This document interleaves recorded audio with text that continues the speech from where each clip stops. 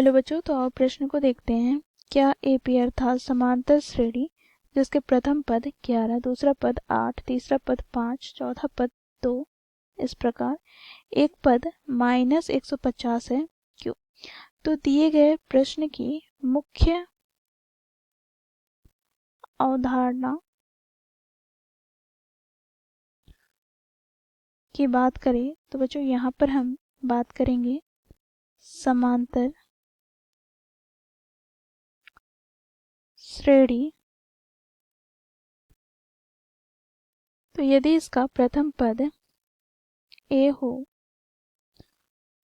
और सार्व अंतर डी हो तो दूसरा पद क्या हो जाएगा? ए प्लस डी, तीसरा पद ए प्लस 2d, इसी प्रकार बच्चों n पदों तक। अब यहाँ पर हम nवां पद की बात करें तो बच्चों इसे हम an से प्रदर्शित करते हैं। यह ज्ञात करने के लिए हम सूत्र का प्रयोग करते हैं। सूत्र क्या है? तो a plus n minus A Guna D. बच्चों यहाँ पर a क्या है? तो प्रथम पद, n क्या है? तो पदों की संख्या, तथा d क्या है? तो बच्चों यहाँ पर सार्व अंतर। अब ये हम कैसे ज्ञात करते हैं?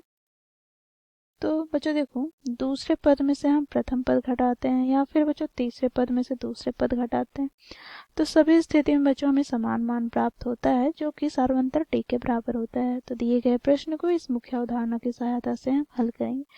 बच्चों यहाँ पर ध्यान देने वाली बात यह है कि n यहाँ पर क्या होता है? धनात्मक पूर्णांक। ठीक है, तो बच्चों देखो यहाँ पर हमें दिए गए एपी की बात करें तो प्रथम पद 11 है, दूसरा पद 8 है, तीसरा पद 5 है, चौथा पद 2। इसी प्रकार बच्चों देखो कोई पद कहा गया -150। ठीक है, तो यहाँ पर हम प्रथम पद की बात करें अर्थात ए की बात करें तो 11 है,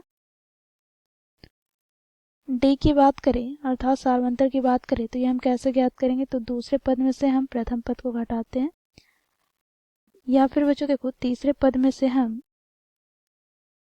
दूसरे पद को घटाएंगे तो सभी स्थिति में बच्चों हमें -3 प्राप्त होगा, सार्वंतर। ठीक है, तो यहाँ से हम कहेंगे d बराबर -3। अब बच्चों देखो an बराबर हमें क्या दिया गया है? तो -150।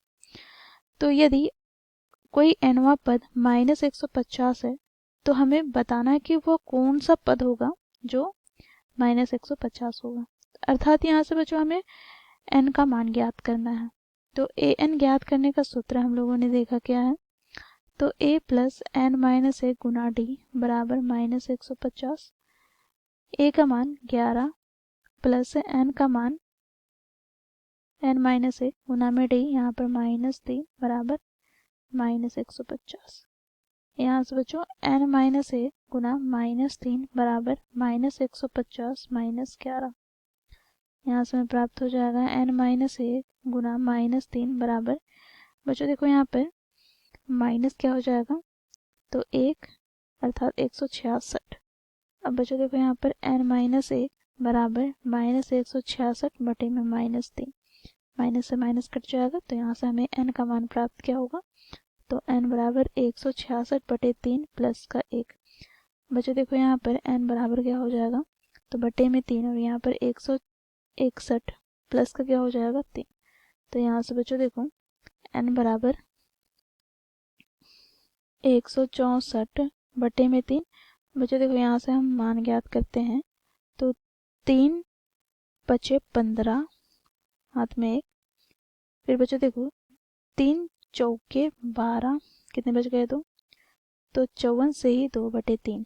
बच्चों देखो यहाँ पर n का मान हमें सम्मिश्र भिन्न में प्राप्त हुआ है अर्थात ये पूर्णांक हमें प्राप्त नहीं हुआ है। तो हम यहाँ पर लिखेंगे क्योंकि n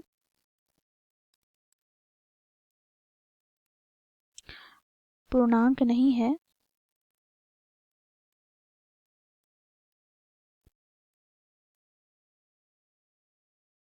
इसलिए -150 दिए गए AP का पद नहीं है। तो इस प्रकार बच्चों हम लोगों ने मुख्य अवधारणा की सहायता से दिए गए प्रश्न को हल किया। आशा करती हूँ आप लोगों को यह प्रश्न समझ में आया होगा। धन्यवाद।